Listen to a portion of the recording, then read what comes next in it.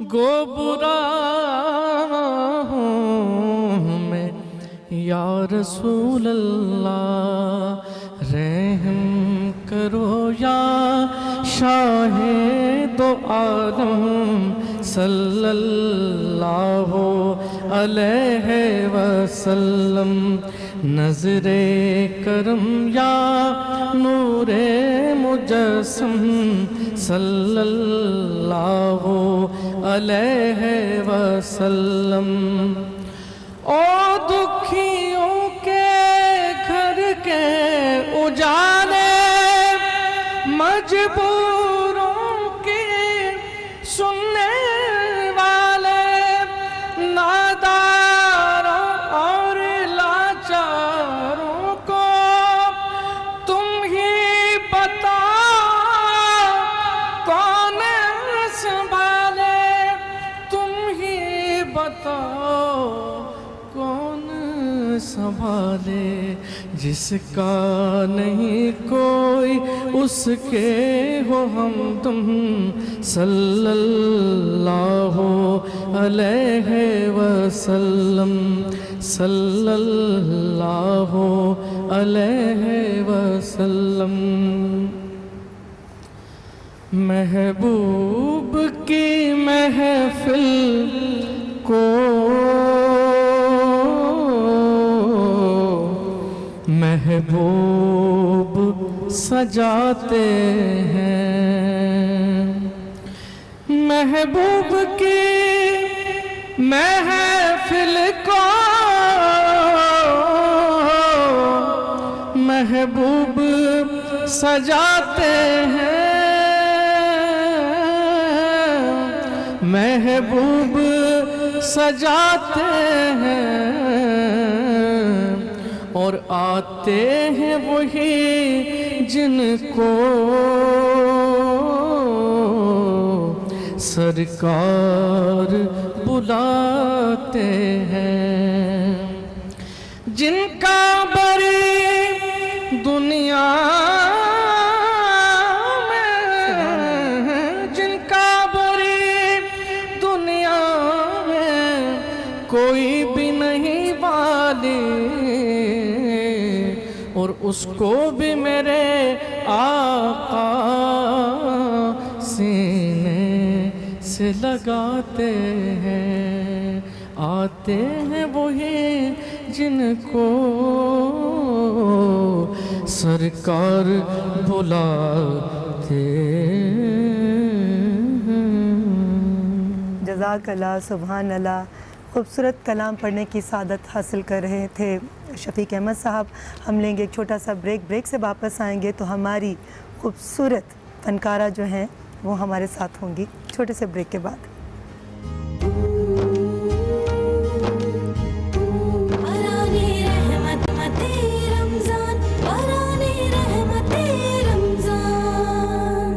ऐसी style icon जिन्होंने मिट्टी को हाथ लगाया तो वो भी सोना बना दिया। Acting, modelling, hosting, singing, painting, हर शोबे में अपनी ऐसी छाप छोड़ी कि लोग पीछे चलने पर मजबूर हो गए। पहला एल्बम रिलीज़ किया तो lux style awards for best album ले उड़ी। फिल्में की तो सुपर हिट। उनके ड्रामे लेडीज़ पार्क, दिल को मनाना आया नहीं, ज़िंदगी गुलजार है को कौन भुला सकता है। और अब काफ़ी अरसे से लोगों के चेहरों पर मुस्कुराहटें बिखेरते बुलबुले की खूबसूरत तो जनाब आज हमारे साथ मौजूद हैं सिर्फ बुलबुले की ही नहीं बल्कि वाकई ही बहुत खूबसूरत आयशा उमर। अस्सलाम वालेकुम। अस्सलाम वालेकुम रीमा जी। वालेकुम अस्सलाम। इतनी तारीफ़ें मैं डिज़र्व नहीं करती। मैंने कुछ झूठ बोला? पता नहीं, मैंने कुछ झूठ बोला? मैंने कुछ अपनी तरफ से ऐड किया? कुछ भी नहीं। जो हकीकत जो आपने किया बस उस दरिया को कुएं में बंद करने की कोशिश की। थैंक यू रीमा जी। बल्कि मुझे लगता है कि शायद मैं अभी भी जस्टिस नहीं कर पाती जो मेरे मेहमान आते हैं, जितने उनके क्रेडिट्स हैं, मगर वक्त की कमी की बहुत बात जस्टिस करती हैं, बहुत ज़्यादा कोशिश करती हूँ। जिस तरह आप डिस्क्राइब करती हैं, जिस तरह आप एक्सप्लेन करती हैं, आपका जो manner of speaking, that's enough. It's beautiful. Sweet of you, so sweet of you. रमज़ानुल मुबारक।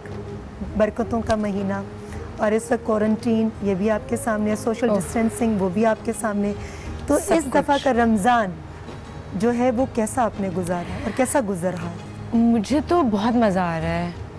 मुश्किल है ऑफ कोर्स, लेकिन मुझे लगता है सोशली डिस्टेंट या फिज़िकली डिस्टेंट होके ज़्यादा आसान हो गया है।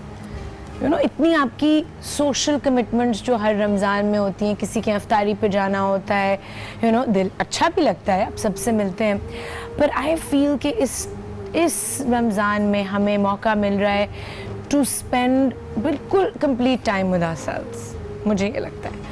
और आप अपनी लिए इफ्तारी बनाएं, अपनी सहरी बनाएं, अपने घर वालों के साथ टाइम स्पेंड करें, अपने ऊपर फोकस करें, अपनी कनेक्शन पे जो आपके क्रिएटर के साथ है उस पर फोकस करें। तो मुझे लगता है कि of course it's extremely unfortunate जिस वक्त से पूरी दुनिया गुजर रही है, लेकिन जो भी हालात होते हैं ना रीमा जी, उसमें आपको जिस तरह बेस्ट ऑपरेट कर सकते हैं, जिस तरह बेस्ट अडेप्ट कर सकते हैं, वो आपको करना चाहिए। सो ऑफ कोर्स एक बहुत मुश्किल है बहुत लोगों के लिए, लेकिन हम जैसों को अल्लाह ने इतना मैं कहती हूँ खुशकिस्मत बनाया है कि हम हेल्प कर सकते हैं लोगों की। सो बहुत सारी चीज़ें जिनके लिए ग्रेटफुल हूँ मैं इस रमज़ान, बहुत सारी चीज़ें। आपको लगता नहीं कि उस क्रिएटर के साथ एक स्पेशल बॉन्ड जो है वो दोबारा से डेवलप हो गया है? बहुत ज़्यादा। और मुझे लगता है कि ये 5-6 हफ्ते के लॉकडाउन के बाद जब रमज़ान आया है, तो वो बॉन्ड पहले से डेवलप हुआ हुआ था, और वो एकदम से जब मर्ज हुआ रमज़ान के साथ, तो एक बहुत आई वुड से बहुत स्मूथ एक ट्रांजिशन थी कि अब ये टाइम है, एक बहुत अच्छे वक्त पे आया, मुझे लगता है। आपको क्या लगता है? मेरा एक्सपीरियंस है कि अल्लाह ताला की तरफ से जब भी कोई चीज़ आती है तो उसमें हमारे क्या फ़ायदे हैं, हम वक्ती तकलीफ़ की वजह से वो समझ नहीं पाते, मगर जब वो वक्त गुजर जाता है तो हमें अंदाज़ा होता है कि वो ज़ात कभी भी अपने इंसानों को किसी बेजा तकलीफ़ में मुब्तला नहीं करती। हर चीज़ के पीछे कोई ना कोई मकसद, कोई सबक होता है, कोई रियलाइजेशन होती है, कोई ऐसी चीज़ें होती हैं जो हम नहीं देख पा रहे या नहीं सोच पा रहे, और उसके थ्रू आप वो पर्सपेक्टिव या वो विजन ले आते हैं।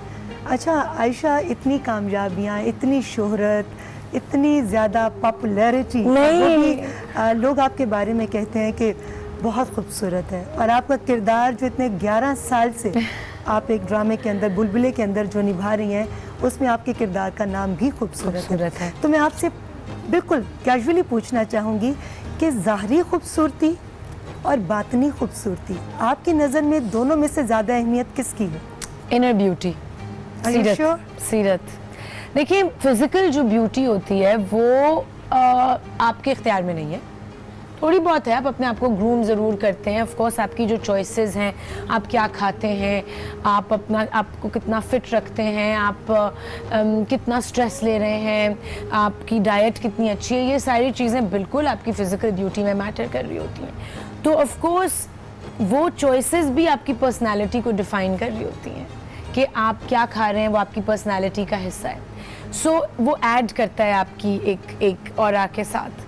लेकिन जो इनर ब्यूटी होती है, I feel that is way more important, क्योंकि वो आपके इख्तियार में है ज़्यादा। और वो आई थिंक फ़िज़िकल ब्यूटी पे लोगों को जज करना, मुझे लगता है बहुत एक सुपरफिशियल सी चीज़ होती है। ऑफ कोर्स हम सबको खूबसूरती पसंद है, we all love beauty, but उसके साथ साथ यू हैव टू सी कि उस सब के पीछे एक्चुअली क्या है। अच्छा, ये आपकी सोच है। अब सच्ची बताना कि आपके ज़िंदगी में अगर कोई ऐसा शख्स आए जिसका इनर बहुत खूबसूरत हो और आपको पता भी चल जाए, मुझे पता है क्या सवाल और ज़ाहरी तौर पर अगर कुछ कॉम्प्रोमाइज़ करना पड़ जाए, तो क्या आप कॉम्प्रोमाइज़ करेंगी? आई थिंक अब आके विद जब आप बड़े होते हैं, आप इवॉल्व करते हैं विद पैसेज ऑफ टाइम, जब आप young, when you are very young, I think आपको ये आप सुपरफिशियली सोचते हैं। अब आके मैं डेफिनेटली कॉम्प्रोमाइज़ कर सकती हूँ, मैं कर सकती हूँ। इनर ब्यूटी चाहिए, इनर ब्यूटी चाहिए। देखिए, अगर आउटर ब्यूटी आपको मिल रही हो एंड वो अंदर से the person is extremely negative, या वो इंसान जो है उसमें कोई चाह नहीं है बेहतर होने की। देखिए वी आर ऑल ह्यूमन, हम सब में फ्लॉज हैं, हम सब में अच्छी चीज़ें हैं, बुरी चीज़ें हैं, वीकनेसेस हैं, कोई अच्छा या बुरा नहीं होता, सब में अच्छाइयाँ भी होती हैं, सब में बुराइयाँ भी होती हैं। अब आप कब वो रियलाइज़ करते हैं और आप कब उन पे काम करना शुरू करते हैं और आप कब इवॉल्व करते हैं, वही तो प्रोसेस है ज़िंदगी का।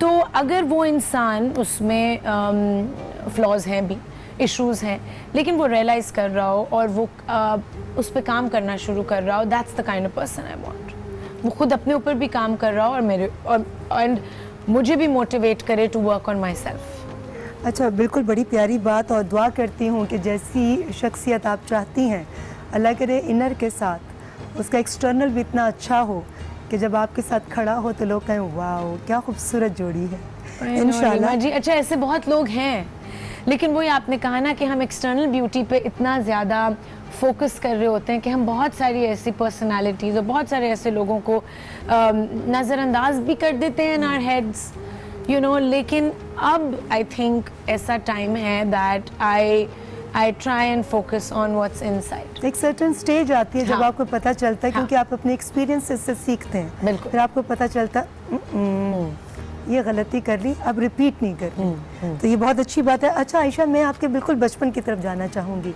एक छोटी सी आयशा, आप के वालिदैन ने डेफिनेटली आपसे बहुत प्यार किया है, मगर मैंने जितने भी आपके प्रोग्राम्स देखे हैं और जब भी मुझे आपसे बात करने का मौका मिला, you are very close to your mum. आप Yeah. अपनी वालदा के बहुत ज़्यादा क्लोज हैं। बिल्कुल। तो उस बचपन की कोई ऐसी बातें, कोई ऐसी चीज़ें जो आप शेयर करना चाहती हैं? रीमा जी, यू नो, सब मुझे लगता है कि जो आपकी पर्सनालिटी होती है जब आप बड़े होते हैं, ऑफ कोर्स आपकी चाइल्डहुड से ही वो फॉर्म होना शुरू हो जाती है। आपके एक्सपीरियंसेस, आपके ट्रॉमास, आपकी जिन चीज़ों से आप गुजरे होते हैं, जिन स्ट्रगल से, अगर स्ट्रगल से गुजरे हैं, तो वो ही आपकी पर्सनालिटी को लेटर बनाते हैं कि आपके रिएक्शंस क्या होंगे जब आप उन चीज़ों को उस तरह की सिचुएशंस को फेस करेंगे बड़े होके, राइट। और जो आपने अपने पेरेंट्स को करते हुए देखा होता है बचपन में, वो ही उसी किस्म के रिएक्शंस आपके भी हो जाते हैं बाद में। फॉर एग्ज़ाम्पल, अगर आपके वालिदैन जो हैं वो उनका रिस्पॉन्स हर स्ट्रेसफुल सिचुएशन के लिए बहुत ज़्यादा पैनिक वाला हो, तो आप खुद बड़े होके आपके अंदर एक पैनिक होती है, you know, when you grow up, तो आप भी एक पैनिकी तरीके से चीज़ों को रिस्पॉन्ड कर रहे होते हैं। अगर आपने अपने बचपन में देखा हो कि आपके पेरेंट्स ने, या जो भी आपके केयर गिवर्स हैं, दोनों पेरेंट्स बहुत सारे लोगों के नहीं होते, जैसे मेरे अब्बू की डेथ हो गई थी जब मैं 2 साल की थी। सो मुझे जो मेल रिस्पॉन्सेज हैं टू थिंग्स, वो मुझे, देखिए मैं उनसे फेमिलियर नहीं थी व्हेन आई ग्रू अप। मेरा भाई है, बट भाई भी छोटा ही था, तो एक मेल एडल्ट जो एक फादर फिगर होता है, या आपके यू नो रिलेटिव्स होते हैं, चाचा, तायाज, मेल फिगर्स, उनका जो way of dealing with things होता है, या और लोगों के साथ जिस तरह वो पेश आते हैं, वो आप मिस कर देते हैं एज अ चाइल्ड, आप नहीं देखते। सो आपको बहुत सारी चीज़ें बड़े होके मर्दों की, या अगर आपकी वालदा ना हो तो ख़वातीन की, दूसरे जेंडर की बहुत सारी चीज़ें आपको कभी कभार समझ नहीं आती। ददियाल में चचा ताए, हाँ, लेकिन उनसे डिस्टेंस बहुत था, क्योंकि मेरी अम्मी, जब मेरे अब्बू की डेथ हुई तो हम कराची में रहते थे, तो वो लाहौर शिफ्ट हो गई। सो अकेले उन्होंने पाला, तो मैंने अपनी अम्मी की जो स्ट्रगल्स और अपनी उनका way of dealing with things बहुत ज़्यादा ऑब्वियसली अडॉप्ट भी किया। तो वो ने बहुत मेहनत की ना आयशा, बहुत मेहनत की, क्योंकि आप हमेशा मेंशन करती हैं, और यू नो वो कम्प्लीटली शी वाज अलोन। मेरे जो अब्बू थे उनकी एक बहुत हाई पोजीशन थी फैमिली कंपनी में, जो डिज़ोल्व हो गई जब अब्बू की डेथ हुई। ही वाज द चेयरपर्सन, और हमारी पहली कंस्ट्रक्शन कंपनी थी पाकिस्तान की, उमर सन्स लिमिटेड। तो जब अब्बू की डेथ हुई तो अम्मी तो उस वक्त ऐसी स्टेट में नहीं थी कि वो किसी भी अपने राइट्स के लिए स्टैंड अप करें। अच्छा, हम जब अब आके बात करते हैं ना वुमेन्स राइट्स की, तो क्योंकि मैंने फर्स्ट हैंड देखा है कि माय मदर वाज नॉट, वो इतने मेंटल ट्रॉमा में थी कि किसी ने उनको ये नहीं बताया कि this is what you need to fight for, right. तो उन्होंने कहा भाई अभी मेरे 2 बच्चे हैं, बस मैंने उन्हीं के लिए एग्जिस्ट करना है और मैंने खुद ही सब करना है और कोई नहीं है कुछ करने के लिए, उनका ये माइंड सेट था। सो उन्होंने पढ़ाना शुरू किया एक स्कूल में एंड हम भी उस स्कूल में खुशकिस्मती से मेरिट स्कॉलरशिप्स पे हमारा दाखिला हो गया। वी कुडंट अफोर्ड इट क्योंकि बहुत महंगा स्कूल था और बहुत अच्छा स्कूल था, Lahore grammar school in Lahore, and it's one of the best schools in Lahore, लेकिन हम तो अफोर्ड नहीं कर सकते थे। सो अम्मी ने हमारी मेरिट स्कॉलरशिप्स ऑफ़र होती थी उस स्कूल में कुछ डिज़र्विंग बच्चों के लिए, तो वहाँ पे हो गया एडमिशन। अच्छा, अब एडमिशन तो हो गया, लेकिन you know school books expensive हैं, चीज़ें मटेरियल्स चाहिए वो एक्सपेंसिव हैं, फ्रेंड्स हैं आपके, आप उनको देखते हो, उनकी बर्थडेज होती हैं, उनके लिए को बहुत कुछ होता है, एक यू नो बच्चों की ज़िंदगी में बहुत कुछ हो रहा होता है। सो अम्मी ने हमारी तो बेसिक नीड्स ही पूरी होनी थी कि अच्छा खाना मिल जाए और बेसिक आपको एक एजुकेशन मिल रही हो और एक कंफर्ट हो कि आप सो के उठ के और आपकी बेसिक नीड्स पूरी हो रही हो। सो अम्मी ने साथ साथ शुरू किया। अब क्योंकि वो हमें छोड़ भी नहीं सकती थी, तो वो कोई और ऐसी जॉब नहीं ले सकती थी कि हमें छोड़ जाएं पीछे से। सो स्कूल की job was the best for her. उसके साथ उन्होंने एक वैन ली किसी की हेल्प से इंस्टॉलमेंट्स में और वो चलानी शुरू की, और उसमें उन्होंने बच्चों को पिक एंड ड्रॉप करना शुरू किया। वही बच्चे जो स्कूल टाइम्स पे पिक होते थे, ड्रॉप होते थे, तो यू नो फिर वो शाम में ट्यूशन्स भी देती थी। तो इतनी सारी ऐसी चीज़ें थी जो साथ साथ चल रही थी, and we saw our mother doing it, you know. So it came naturally to me कि आपने इंडिपेंडेंट होना है और आपने खुद करना है सब कुछ।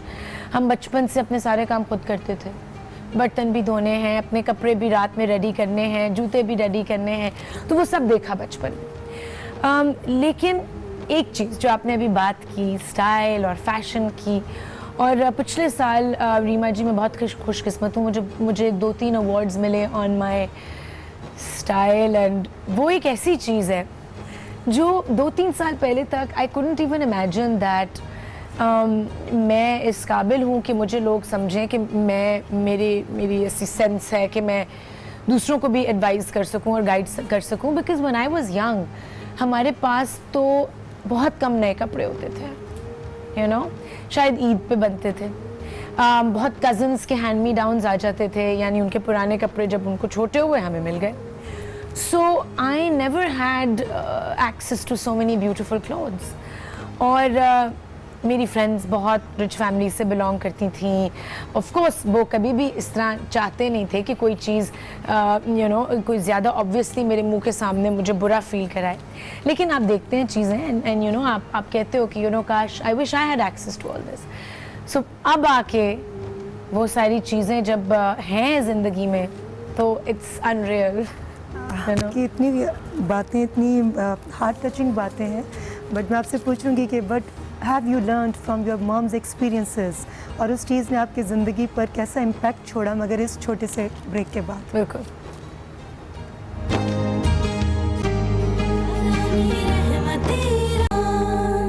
लगता है अभी तो कुछ भी नहीं किया, अभी तो शुरुआत है। इतना कुछ है जो अचीव कर सकते हैं, अभी तो प्रोसेस मुझे लगता है शुरू हुआ है। कुछ 1-2 साल पहले तो प्रोसेस शुरू हुआ है, उससे पहले तो बचपना था। अच्छा आयशा, गुस्से वाली हो? यू नो, अच्छा ये 2 चीज़ें हैं कि एक होता है गुस्सा जो फ़ौरन आता है और फिर ठंडा हो जाता है, और एक होता है जो अंदर रहता है एक ग्रज की तरह। कौन सा गुस्सा ज़्यादा ख़तरनाक होता है? हाँ, ये वाकई एक सवाल है, आप बताइएगा जी कि कौन सा गुस्सा ज़्यादा खतरनाक होता है? मुझे लगता है कि जो काफ़ी देर तक रहता है। नहीं, देखो आयशा, डिपेंड करता है कि अगर आप सही हैं और किसी ने आपको गलत साबित करने की कोशिश की, आपको लगा आप हक पर हैं और आपको गुस्सा आ गया कि ये मुझे बार बार कंडेम कर रहा है या कर रही हैं और मैं सही हूँ, आप जवाब दे सकती थी, मगर हालात ना बिगड़ जाएं, सिचुएशन ख़राब ना हो जाए या फासले ना बढ़ जाएं, आपने अगर कंट्रोल कर लिया तो मुझे लगता है कि वो जो खामोशी है उस वक्त की चुप जो है वो बहुत बेहतर है, वो बेहतर है।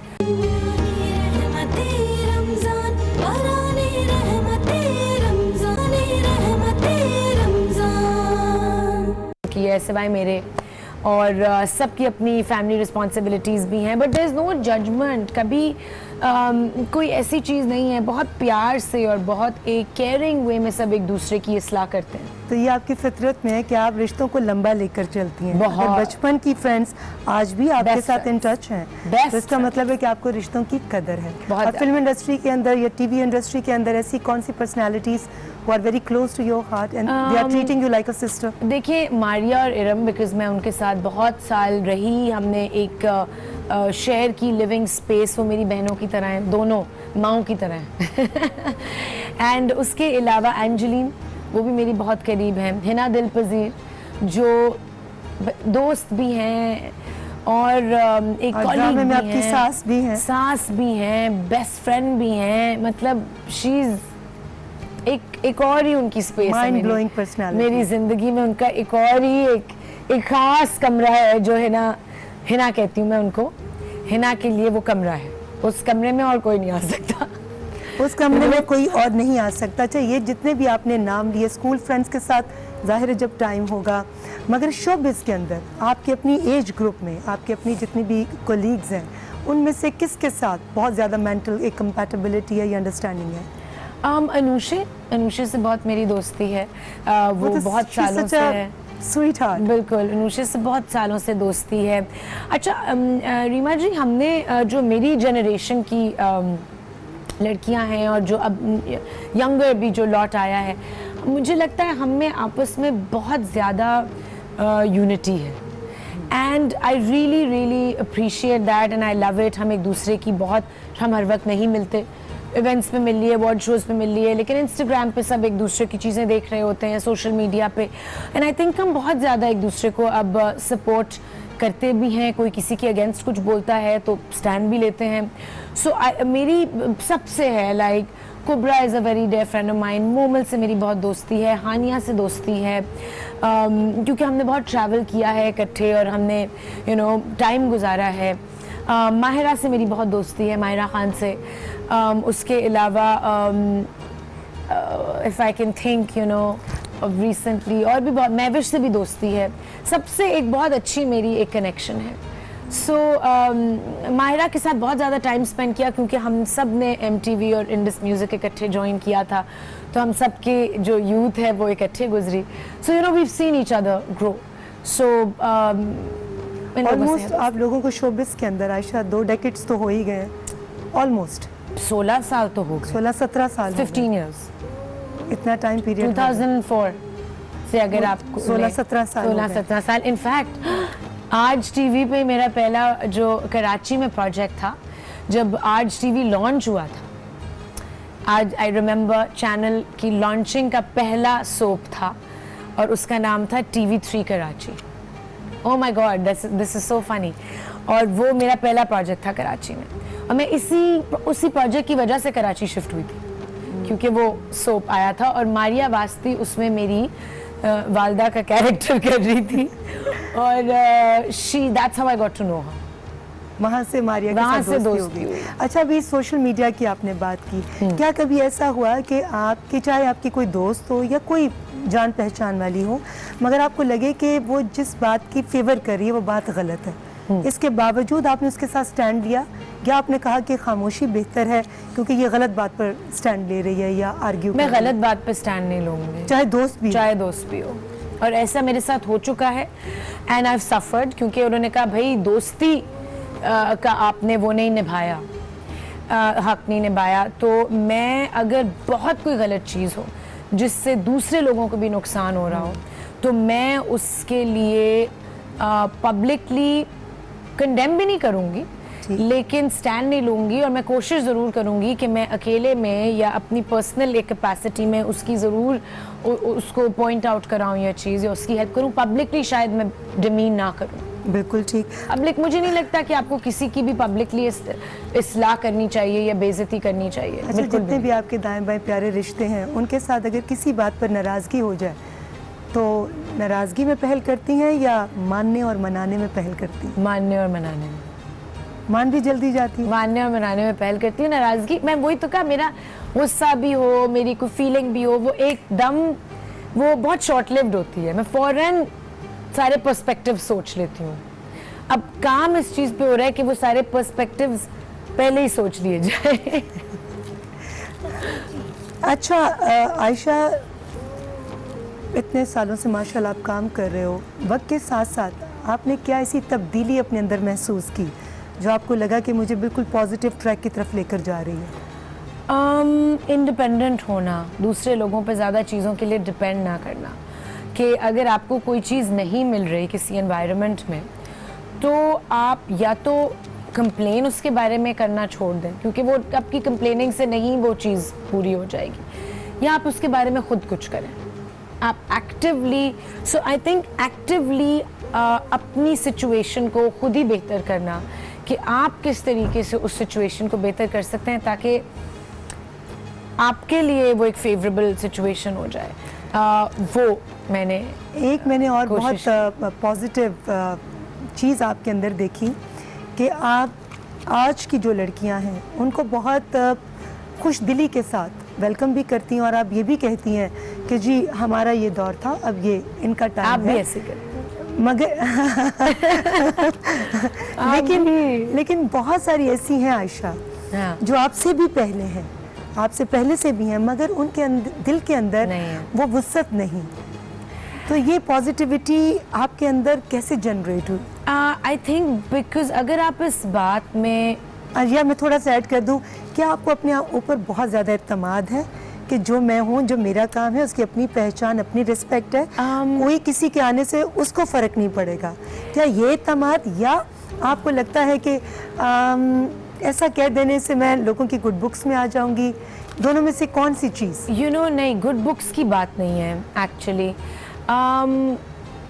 खुद एतमादी की जहाँ तक बात है रीमा जी, मैं झूठ बोल रही होंगी अगर मैं कहूँगी कि कोई ऐसे दिन नहीं होते जब आप इनसिक्योर फील नहीं करते और आप ये फील नहीं करते कि वो आपसे कुछ बेहतर कर रहे हैं और वो other people are doing better than you. बहुत से ऐसे दिन होते हैं जैसे जब आपको लगता है कि आप तो बिल्कुल एक लूज़र हैं और आप ज़िंदगी में कहीं नहीं पहुँचे और बाकी सब कुछ बहुत अच्छा काम कर रहे हैं और आपने तो वो चीज़ें अचीव ही नहीं की जो आपने सोची थी। मगर ख्वाब मरते नहीं, ऐसे दिन होते हैं, ये ख्वाब मरते नहीं। ये तो आप बहुत, मैं कहूँगी कि एक उर्दू का बड़ा प्यारा लफ्ज़ है, कसरे नफ्सी से काम ले रही हैं। नहीं रीमा जी, माशाल्लाह you have achieved most of the things.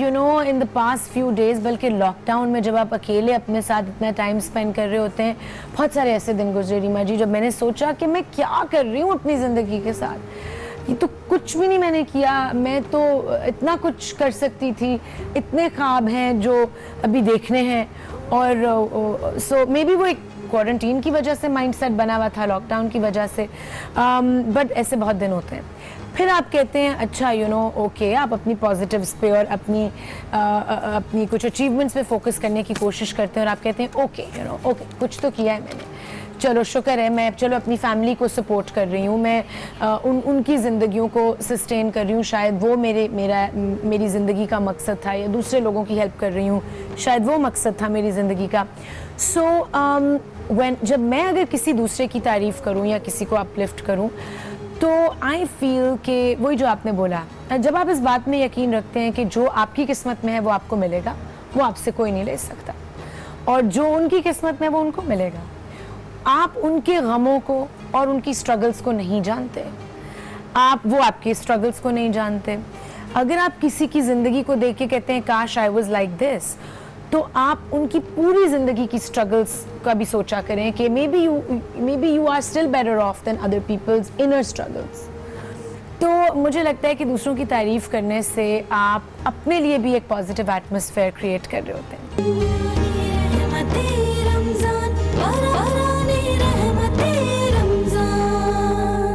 सीखा to be practical and to be real and to work hard. मैं शॉर्टकट्स लेने की कोशिश बिल्कुल नहीं करती कि किसी के थ्रू कोई एक शॉर्टकट हो जाए, नहीं। आई बिलीव कि आपको अपनी पूरी मेहनत लगानी चाहिए हर चीज़ में, एंड मैं ख्वाबों को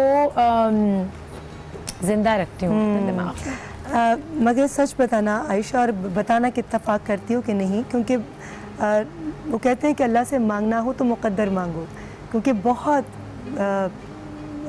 काम वालों को, इल्म वालों को मुक़द्दर वालों के नीचे काम करते देखा है।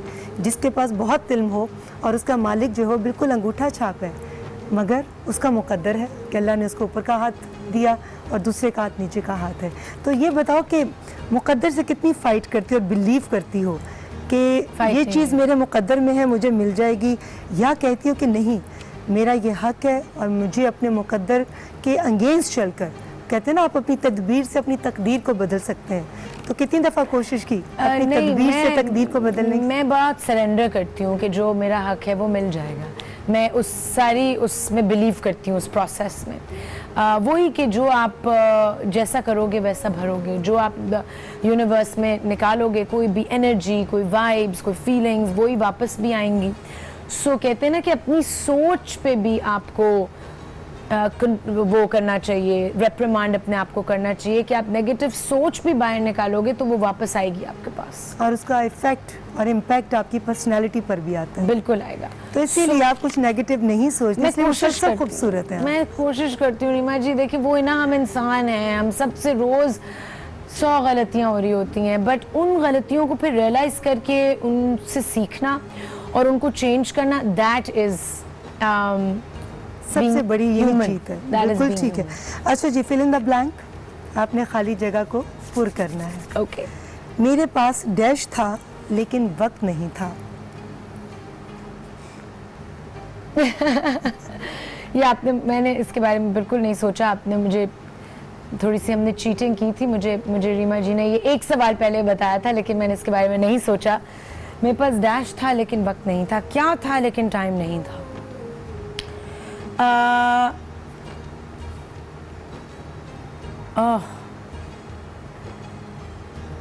इतनी देर? ऐसा कुछ दिमाग में नहीं आ रहा जो था और कुछ टाइम भी, नहीं था। कुछ भी।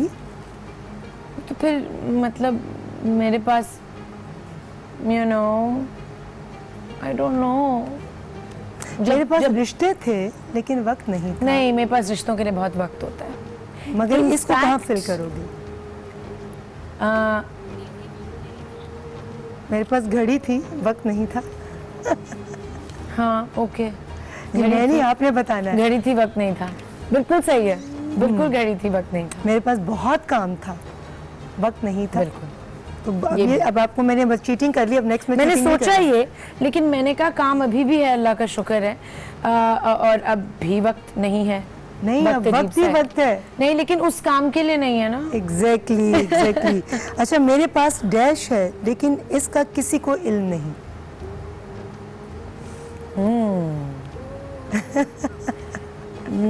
मेरे पास डैश है लेकिन इसका किसी को इल्म नहीं। मेरे पास अपने रब से खास कनेक्शन है, लेकिन इसका किसी को नहीं। बिल्कुल ठीक। मेरे पास जिंदगी में डैश की कमी है। मेरे पास जिंदगी में बिल्कुल, इसमें तो देर वाली बात ही नहीं आयशा। डैश की कमी है। मेरे पास जिंदगी में फैमिली, रिश्तेदारों की। नहीं, अब पर्सनल फैमिली, हाँ, अब उसकी कमी है ना, अब पर्सनल फैमिली बनानी है। बिल्कुल उसी की कमी है। रिश्तेदार हैं और रिश्तेदार रहेंगे, हाँ, वो हैं, ठीक है ना, ब्लड रिलेटिव्स तो हैं, वो तो है। मेरे पास मोहब्बत है लेकिन डैश की बहुत कमी है। मोहब्बत है लेकिन आई डोंट नो। मोहब्बत है लेकिन फिर क्या था? मेरे पास मोहब्बत है लेकिन डैश की कमी है। वफा की कमी है, ईमानदारी की कमी है, मुखलिसों की कमी है। कमिटमेंट। अच्छा, मेरे पास मोहब्बत है लेकिन कमिटमेंट की कमिटमेंट की कमी है। है। मेरे पास डैश है लेकिन अक्ल नहीं है। डैश है लेकिन अकल नहीं है। मैं मान रही हूँ कि अकल नहीं है मेरे पास। तो क्या है जिसमें अक्ल नहीं है? मेरे पास वक्त है। मेरे पास वक्त है लेकिन अक्ल नहीं है। आयशा, उस वक्त को किस तरह स्पेंड करना है, उसकी अक्ल कौन सी नहीं है। चीज इस्तेमाल करती है? मतलब वक्त को भी किस तरह मैनेज करना है और किस तरह स्पेंड करना है, उसकी कमी है आजकल।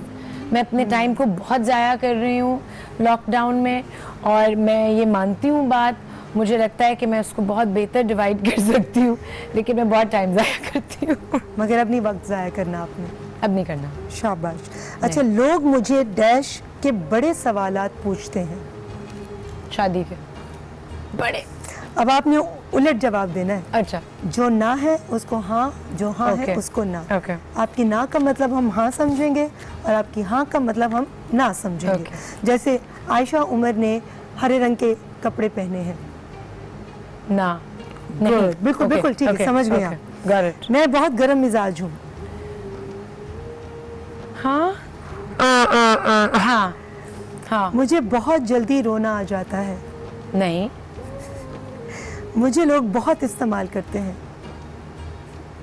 इमोशनल। एक सेकेंड, करते हैं। Two people use me, yes they use me, so no, नहीं करते। नहीं, मुझे पुराना वक्त बहुत याद आता है। हाँ, याद आता है। नहीं याद आता। मुझे नींद बहुत आती है। हाँ, आती है। मैं मुस्तकिल मिजाज नहीं हूँ। मुस्तकिल मिजाज एज इन प्रेजेंट माइंडेड। मैं प्रेजेंट माइंडेड हूँ, यानी नहीं हूँ। कहीं और मुस्तकिल होती है। मिजाज ये नहीं होता, मतलब ठहराव,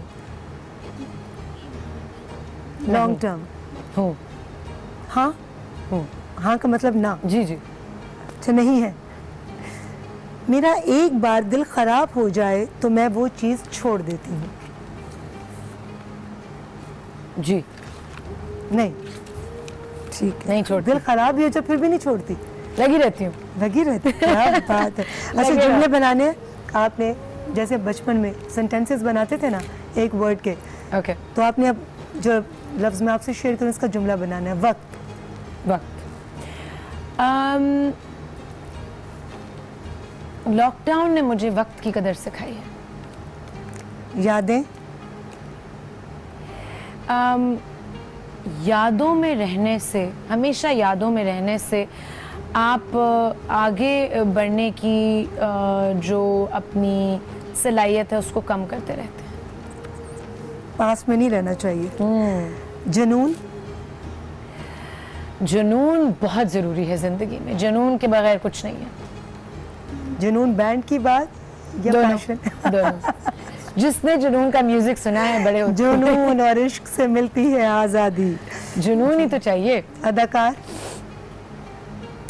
जिंदगी में अदाकारी नहीं, जिंदगी में जो अदाकारी करते हैं, अदाकारी हो गया ना वो। कुछ लोग जिंदगी में भी अदाकार बन के रहते हैं और मुझे लगता है वो बहुत दुखी लोग होते हैं। खूबसूरत। ये जो खूबसूरत नाम पड़ गया है मेरे ऊपर अभी तक मैं, जब मुझे इस नाम से लोग पुकारते हैं तो मुझे यकीन नहीं आता कि मेरी बात हो रही है। मौका। मौका।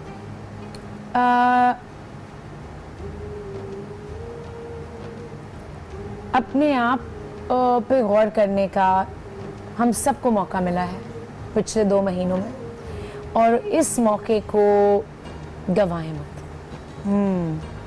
बचपन। बचपन बहुत मुश्किल बचपन था।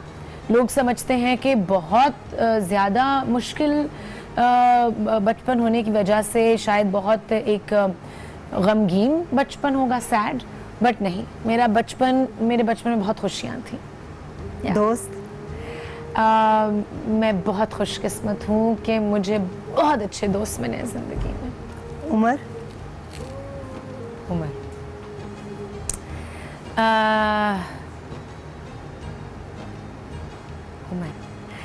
उम्र जो है वो सिर्फ आपकी, आई थिंक उम्र आपको एक बेहतर इंसान बनाती है। ख्याल। ख्याल।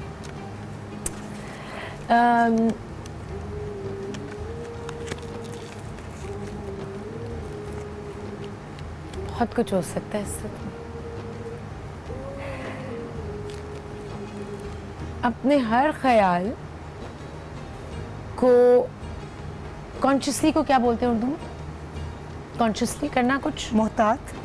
नहीं, कोई आप चीज़ कॉन्शियसली करते हैं, जैसे कॉन्शियस होके, एहतियात से, अपने हर ख्याल को focus एहतियात होकर- से कॉन्शियसली सोचना चाहिए, अपने हर ख्याल को, कॉन्शियसली हर सोचना ख्याल चाहिए, को अपने हर कॉन्शियसली ख्याल को। सोचना चाहिए कि इस ख्याल में कुछ नेगेटिविटी है या पॉजिटिविटी है। रीमा, रीमा सामने बैठी हूँ इसलिए कुछ नहीं कि बहुत अच्छा कुछ बोलो, कुछ अच्छी नसीहत मुझे भी कर दो, शायद मेरे में कोई गलती रीमा कमियां जी एक ऐसी शख्सियत हैं जिनकी एवोल्यूशन देख के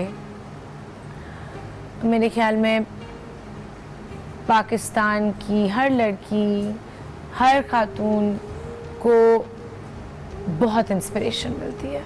बहुत शुक्रिया। और बाराने रहमत, बराने रहमत में आके तो बहुत मज़ा आया, बहुत सुकून मिला। और आई थिंक लॉकडाउन के बाद, चूँकि ये मेरा पहला एक्सपीरियंस है घर से बाहर तो बहुत अच्छा एक्सपीरियंस है, बहुत अच्छा शो है आपका। अल्हम्दुलिल्लाह Beautiful. अल्हम्दुलिल्लाह। अच्छा, पहली बार आप घर से बाहर निकले हो लॉकडाउन के बाद, अपने मैं कहूँगी नेबरहुड से, ऑफ कोर्स के इतने इन मुश्किल हालात में इतने अरसे के बाद घर से बाहर क्योंकि आना, मैं ग्रोसरीज करने और किसी शॉप में नहीं गई, कुछ नहीं किया मैंने, जाके सब डिलीवर हो गया या पहले से स्टॉक कर लिया या डिलीवर हो गया, मैं खुद फिजिकली कहीं नहीं गई। तो अच्छा ये बताओ कि घर से बाहर निकल कर कैसा महसूस हुआ? क्या बहुत अच्छा लगा या लगा कि नहीं जो एक आदत पड़ गई है बस मैं उसी में कंफर्टेबल हूँ? मगर इसका जवाब मैं जानूंगी इस छोटे से ब्रेक के बाद। ओके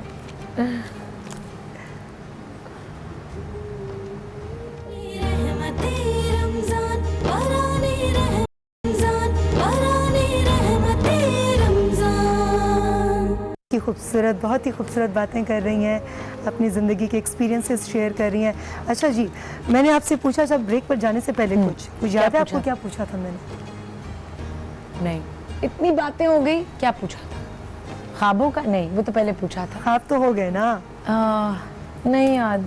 नहीं याद? नहीं। अच्छा चलो, जो बीत गया सो बीत गया। बताइए क्या पूछा था? मुझे भी नहीं याद आ रहा मैंने क्या पूछा था आयशा से ब्रेक पर जाने से पहले?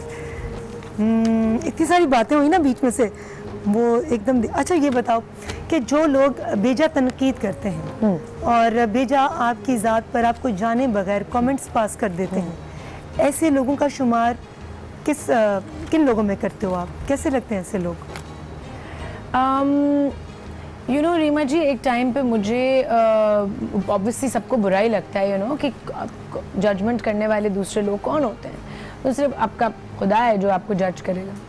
लेकिन अब आके ऐसे लोगों के लिए मेरे लिए बहुत I feel bad for them, I feel sorry for them कि उनकी अंदर इतनी नेगेटिविटी है कि वो इतना लोगों को क्रिटिसाइज़ कर रहे हैं क्योंकि वो एक्चुअली अपने अंदर की चीज़ों को क्रिटिसाइज़ कर रहे होते हैं ज़्यादा, मुझे ये लगता है। बल्कि मैं आयशा इस हवाले से पूछना चाहूँगी कि पिछले दिनों इस क्वारंटीन के टाइम पीरियड में हमारे कुछ आर्टिस्टों ने इतना अच्छा काम किया और बहुत बड़ी एक इंस्पिरेशन बने वो बाकी लोगों के लिए, जिनमें ख़ास तौर पे मैं नाम लेना चाहूँगी माया अली का, हिरा मानी का, अली ज़फ़र का, शहजाद रॉय का, और भी बहुत सारे आर्टिस्ट हैं।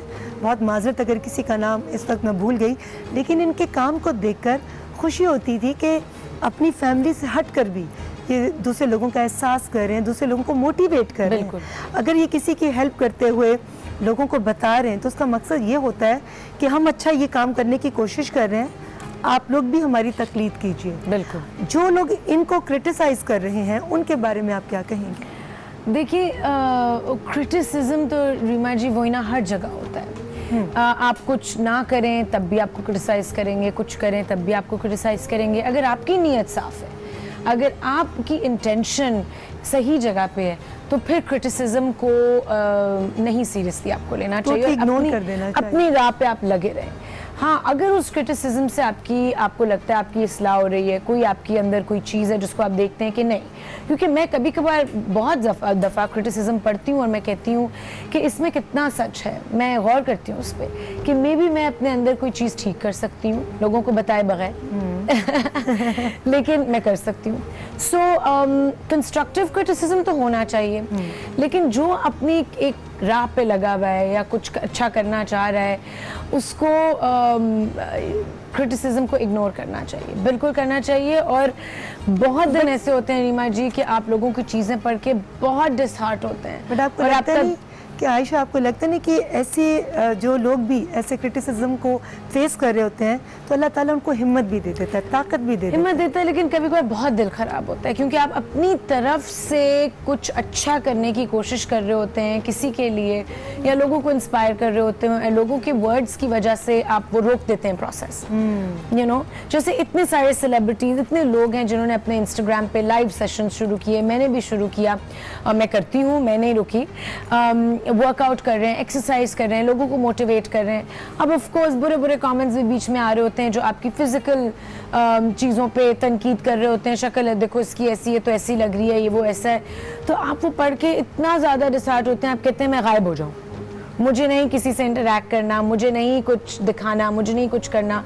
सो उससे ये होता है कि वो प्रोसेस ऑफ मोटिवेशन और इंस्पिरेशन भी रुक जाता है। तो I think it's very sad, और मेरा ये मैसेज है लोगों को कि देखिए इट्स आप जितना ज़्यादा अपनी नेगेटिविटी को बाहर निकालेंगे उतनी ज़्यादा वो आपकी तरफ वापस आएगी। इट्स अ प्रोसेस, और वो घूम फिर के वो सारी नेगेटिव वाइब्स आपके पास वापस आती हैं। सो कोशिश करें अपनी नेगेटिविटी को चैनलाइज करें इनटू थिंकिंग पॉजिटिवली। टॉलरेंस और एक्सेप्टेंस इतनी ज़रूरी है, it's the most important thing. अच्छा, कुछ कोई कलाम, कोई नात, 2 लफ्ज़ पढ़ना चाहेंगे? आपको अल्लाह ने इतनी प्यारी आवाज़ दी है। अच्छा, यू नो रीमा जी, बचपन में एक हमद थी जो हमने सीखी थी, और वो मेरी सिंगिंग टीचर ने खुद ही उसकी मेलोडी कंपोज की थी। उसकी 2 लाइनें सुनाती जी, थैंक यू। क्या स्केल है? तारीफ नहीं, थोड़ा सा ऊंचा शुरू करती हूँ। तारीफ उस खुदा की जिसने जहां बनाया, कैसी जमीन बनाई, क्या आसमां बनाया, तारीफ उस खुदा की। लंबा है, आगे बहुत सुना।